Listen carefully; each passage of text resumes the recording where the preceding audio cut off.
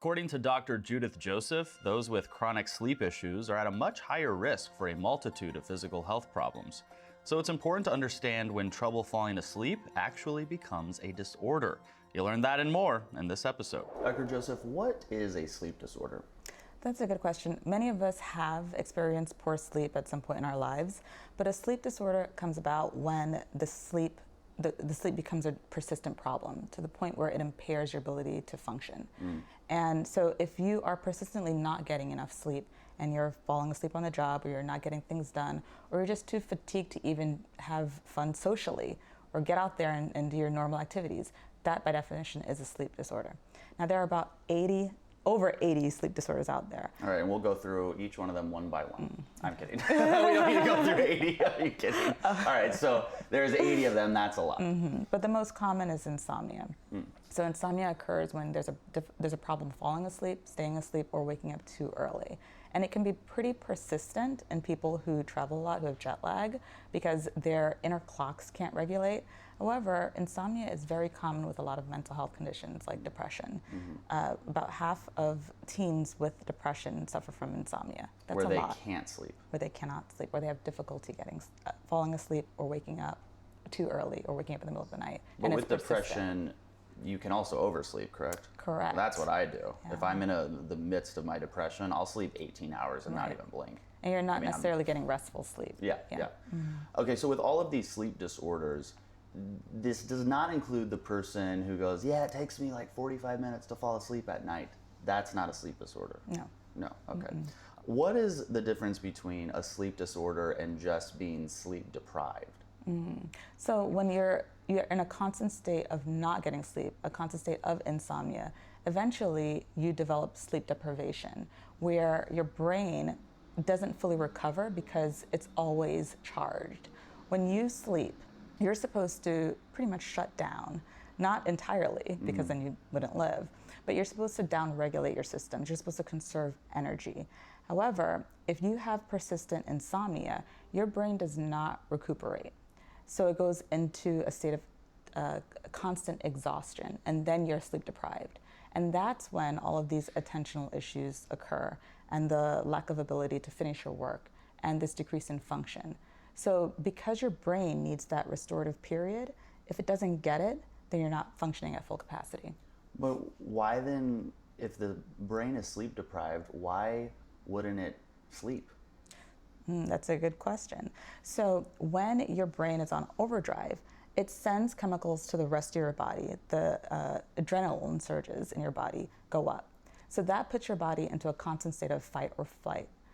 Instead of being rested, your body thinks that you're up and ready to go and combat something. So your brain is going, oh my gosh, we're not getting enough sleep. This is really bad. Instead of going, hey, we're not getting enough sleep, we should calm down so we can get sleep. Correct. Well, I wish our brain would get it together here. That'd be a lot easier. Now, you mentioned during the break that it was a complicated term, so you'll have to remind me, but people can actually get sleep deprived or suffer from a sleep disorder and then get very hyper from the lack of sleep. Talk about that. It's not typically what you see, but you do see this with bipolar disorder. People who don't get sleep have a paradoxical or opposite reaction to what you would expect. So rather than being fatigued and sluggish and dulled and slower, they get hyperactive and irritable and hyper aroused. And what is that called? A paradoxical reaction. Paradoxical reaction. So it's the opposite of what you expect to occur. Now, I'm a big napper. I'm pro napper. I'm pro naps. Ariana Huffington is pro naps, so I'm pro Ariana Huffington. I feel better even if I can sleep for 20 minutes, but if I sleep for 2 hours, I also feel better. Many people, though, say if they take a nap, they're more tired after a nap. What's going on with that? Everyone has their own inner biological clock, and not everyone is made the same. So there are some people who do require naps because their sleep architecture is different inherently. For example, some people can't sleep throughout the night if they take a nap during the day, but other people need that afternoon nap, and then they may sleep a longer period at night. So because everyone is different, it's really important to understand what your inner circadian rhythm is. Is it bad? I don't, but would it be bad if I took a nap every day? No, it's not. So I'm not lazy or No. I don't need to get it together or anything like that? No. In fact, some studies show that when you took away all light stimulus and you put people in like a cave-like setting, there were some people who actually functioned better when they napped during the day and stayed up at night.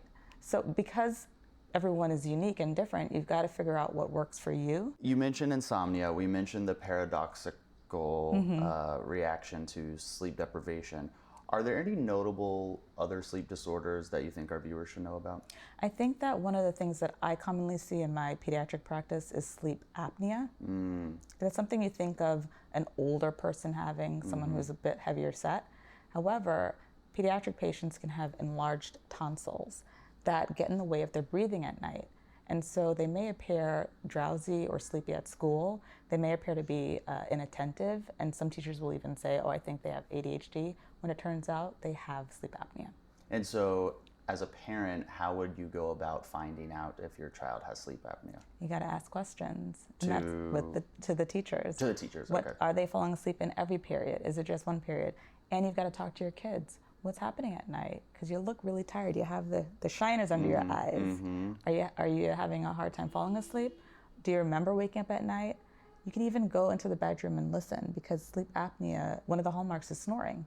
And kids with really big tonsils make a lot of noise when they sleep. Got it.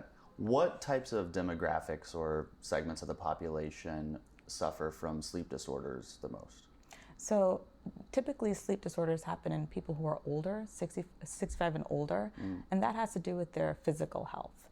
So people who have hypertension, diabetes, overweight, people who are on multiple medications that can cause sleep problems tend to have more problems with sleep.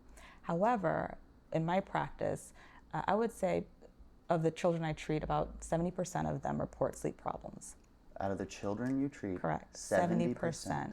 Yeah. Now, do they have comorbid mental health disorders? Well, they're not seeing me for fun. Right. They're just like, could I just pay you to hang out for a little bit? That's what we do, right? Right. And okay. then, so like I mentioned earlier, about half of teens with depression report sleep problems. And so kids with developmental delays and psychological problems tend to report sleep, and about 70% of them do. So this is a great indicator for individuals to recognize in themselves and for parents to seek out in their children, because if 70% of people who have a mental health condition like depression or anxiety are also suffering in their sleep, it could be, or likely is, that the sleep is causing or making these mental health conditions worse. Absolutely. So if we fix the sleep, we'll improve our overall life. Correct. That's big. So what do you tell these people who have these sleep disorders to do?